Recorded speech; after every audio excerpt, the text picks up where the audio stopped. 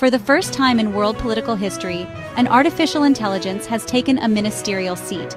Albania's digital minister, named Diella, officially began her duties, responsible for managing public tenders.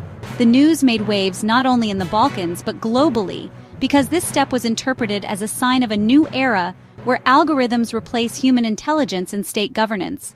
The same question echoed in everyone's mind. Was this truly a future scenario, or had the future already arrived? At first, most people thought this was a symbolic decision, but it soon became clear the issue went much deeper.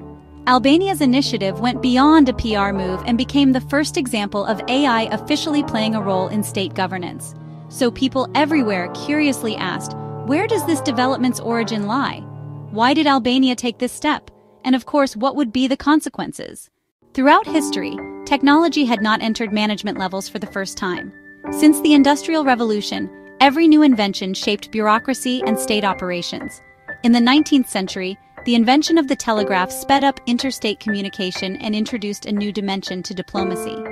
In the 20th century, the proliferation of computers greatly enhanced states' data processing abilities. The arrival of the internet transformed administrative models, bringing e-government practices into our daily lives. However, these technologies always remained tools in human hands. What was different about Albania's move was that this time, the tool itself was being placed at the heart of the decision-making mechanism. Albania grounded this historic step on a specific legal and political basis. According to official statements, Diella was developed in cooperation between the Albanian National IT Agency, AICSI, and Microsoft.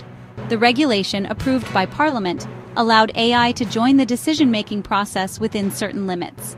Its powers were initially restricted, yet this was more than symbolic.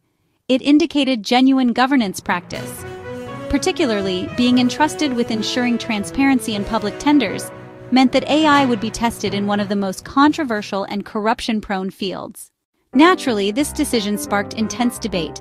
Opposition parties argued an algorithm cannot be held accountable, claiming it was incompatible with democracy. The government, on the other hand, stressed that this move was necessary to prevent human-caused corruption. Public reaction was mixed. Some interpreted it as a progressive and bold vision, while others expressed concerns it might be the start of a dystopian future. For ordinary citizens, the issue was not just technological, but also one of trust. People asked, how can we trust a machine? How will we audit its decisions? On the other hand, the idea of an incorruptible, impartial mechanism involved in governance was found promising, especially among youth. The name given to the AI, Diella, also carried cultural meaning. In Albanian, Diella means sun, chosen to symbolize transparency, illuminating dark processes. Looking at history, states have always had a hard time adapting to technology. When computers entered public institutions in the mid-20th century, many greeted them with suspicion, and many employees resisted out of fear of job loss. Today, the presence of AI in government evokes similar doubts. Questions such as whether an AI minister will have the same powers as human ministers, how its responsibilities will be defined, and who will be accountable for potential errors remain unresolved. These debates are not only technical but also deeply social and cultural. Some people welcomed the development with hope, others approached it skeptically. The government stated that AI's decisions would be transparent and under human control. Still, people kept asking, what if AI makes a mistake? Who will be responsible? The ethical dimension became the thorniest aspect of the debate.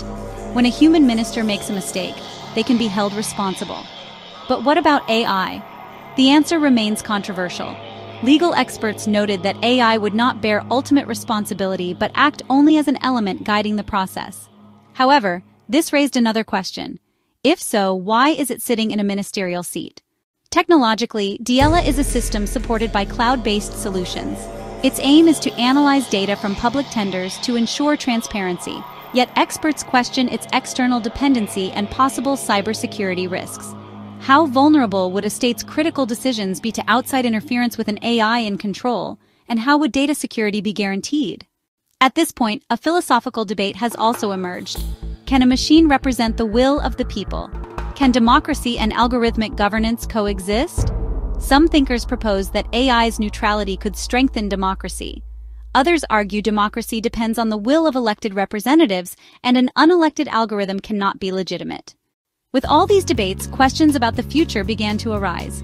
If Diella succeeds, will other countries follow suit? Might we see an AI economy minister in Germany, a technology minister in Japan, a health minister in Canada? Pushing further, the scenario of an entirely AI-based cabinet arose. Could a government made up solely of algorithms be possible, devoid of humans? Some embrace this possibility with hope, others with anxiety, because a government not chosen by the people's votes nor accountable cannot be considered democratic. Thus, most experts predict the future will consist of hybrid cabinets, governments where AI ministers serve alongside human ministers. Similar questions are being debated worldwide. Could international organizations like the United Nations or European Union implement AI-supported governance mechanisms? In complex areas like fighting corruption, the climate crisis, or global trade agreements, algorithms seem likely to take part. As a result, with this step, Albania influenced not just itself, but global politics. A small Balkan country drew worldwide attention with a bold initiative. If the process is successful, Albania will be remembered for its technological courage. If it fails, AI's role in state governance will remain controversial for a long time. The clearest conclusion today can be summarized as follows. The AIminister experiment is redefining humanity's relationship with technology. Just as steam engines, electricity, computers, and the internet transformed societies, AI is now starting the same transformation in state governance. Albania's bold move serves as a laboratory for what future governing models might look like. If successful, world politics will change radically. If it fails, humanity will approach AI with caution for a long time. But in any case, nothing will ever be the same. For the first time in history, a country handed a ministerial seat over to an algorithm. And the algorithm's name, Diella, meaning sun in Albanian, may become a symbol of a new day dawning in humanity's understanding of governance. If you want to share your thoughts on this historic step and the role of AI in state governance, don't forget to like the video, subscribe to the channel, and share your opinions in the comments. Join the debate.